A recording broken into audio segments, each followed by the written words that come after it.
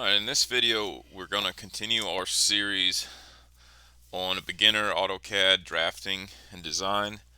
Um, we've covered a lot of the basic tools you can use in AutoCAD, a lot of the basic shapes and the basic modifying tools. So today we're going to talk about two separate tools that we haven't discussed before, and that's using the rotate command and the mirror command. These come in pretty handy quite a lot as you're drafting and designing things, um, and they're really good to know, and there's a little bit more details to some of them. So let's just begin with we're just going to draw some simple lines here, and we've worked through that.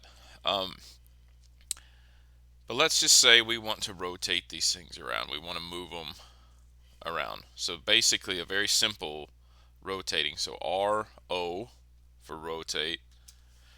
And then now we want to select our object, right click, and now it says specify the base point.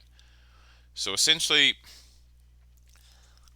think of like the center of a merry-go-round or something. The base point is essentially the hinge of a door, I guess.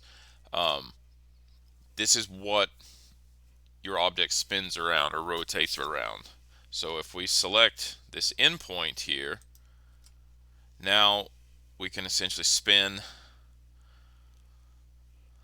our line and rotate it however we want. Now we can specify a specific angle for that, say 15 degrees, and it puts it 15 degrees from where it was. Now it's always good to specify, and really important to specify, that base point, because it makes things do different things. So if we click this endpoint here, now it's spinning essentially like the hand on a clock in a perfect circle. Okay, but say we picked a different point, so we rotate this perhaps around the midpoint. Now you see how the entire thing is spinning around that point. Okay, so that changes things. Now it's still circular motion, but it's kind of a different idea of how it's spinning. Okay, and again, just like when you move things or copy things, you can set the base point to be anything. So you could say, I want it to rotate around here, and now this becomes the center point with which it rotates. Okay, and then there may be a reason for doing that. So maybe it's a feature around a central point, a cul-de-sac or a roundabout or something like that. Now, one thing that I use quite frequently is a separate function within rotate is rotating by reference. So say I want to rotate this line, and I want to take this point here and rotate it where it points directly to this point. Okay, so how do I do that? So I'm going to rotate, select the object, and I still want to select this base point here. But now, if you see, there are options here. We can specify the rotation angle, or we can copy or reference. And I want to say I want to rotate by reference. So R for reference.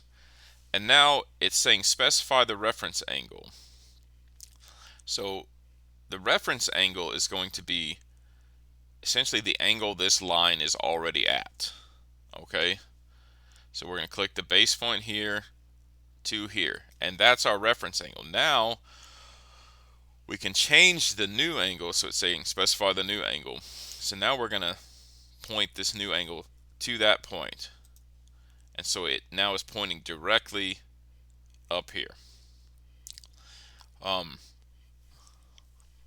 So this is fairly useful, especially when you're working with any kind of bearings or distances or when your things, sometimes our alignments in our designs, roadway design, is a little bit off center. So for instance, if we were in true ortho mode, so we can turn that on. So we have a line here, so that's a perfect 90 degrees over here, or this would be 0 technically. But maybe our alignment based on the coordinate system looks something more like this. Okay, so say we wanted to put a box structure in here. Now we could draw, and we had the specs for this box structure. So say, oops, sorry. This is our box. But now we have drawn this in orthographic view, and so it's on a perfect 0 and 90 degree orientation, similar to this line. But we actually need it to follow this same orientation. So if we assume this is going to be, say, the alignment of our road. So one way we can do that, and what I would normally do, is I draw a line, kind of the center line of this box. Okay, and then I'm going to copy actually this other line right here.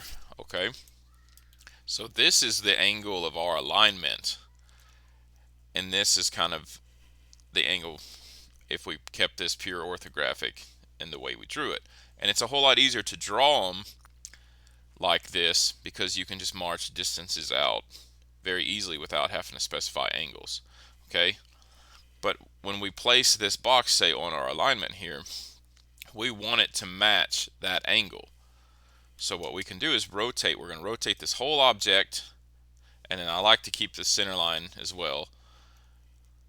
And then we'll specify the base point here, but now we need to hit R for reference and specify the reference angle, which again is going to be our center line, and we click that, and now we can rotate this whole object based on that center line. But now we're going to say I want it to match this angle, right?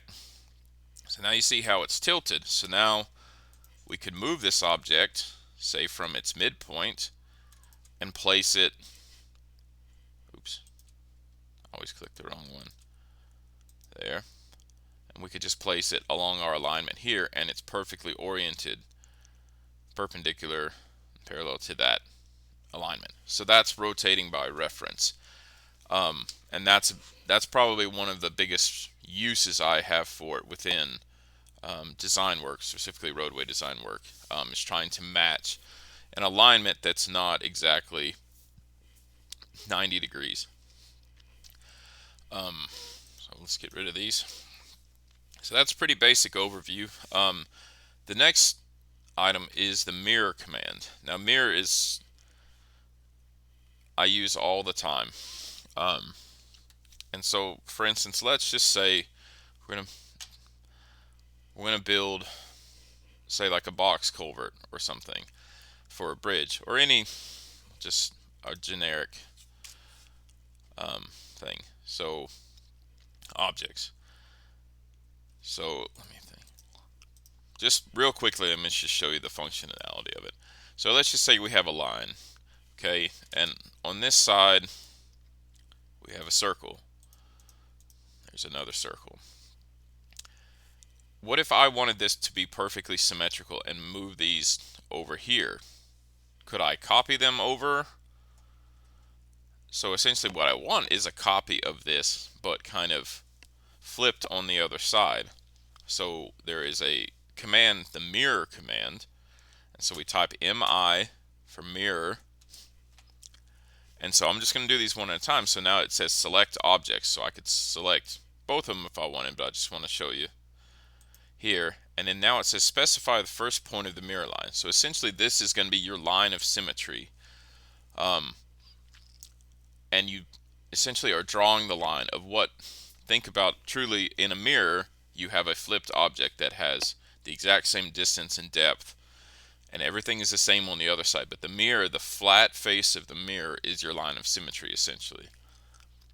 So we're going to select the first, and then we're going to bring it down, and you see how it automatically kind of pulls it over. But you see this, our guideline, depending on where we place that second point, you see it changes. Okay, and it always gives it, once you click that second point, it gives you the option to erase the source objects. In this instance, we want it on both sides, so we're going to say no. So we can do the same thing here, and now we have that. Similarly, if we wanted to draw, say, something like this, we can mirror that. So MI, or I end up always kind of hitting R, but MI is mirror. We highlight this in our same line of symmetry. Now we flip it over there.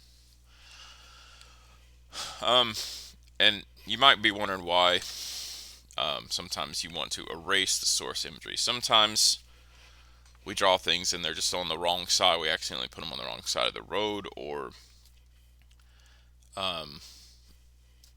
sometimes it was just easier. That's where it was to begin with, but we wanted to flip it to the other side. So in that instance, so say, well, let me draw another object here. Say I drew this triangle here, and it wasn't supposed to be. It was supposed to be on this side. So we can mirror it here to here, but now I'll say erase source objects. Yes. Okay, so obviously that's pretty intuitive, but that's there. I know this is a really basic example of both of these, but rotating by reference and mirroring are very, very common tools you can use, and especially when you do a lot of drafting, when you're even drawing parts, anything on a roadway, these commands will come in really handy quite often. So we're going to keep this video short, and so that's going to be all for this. So thanks.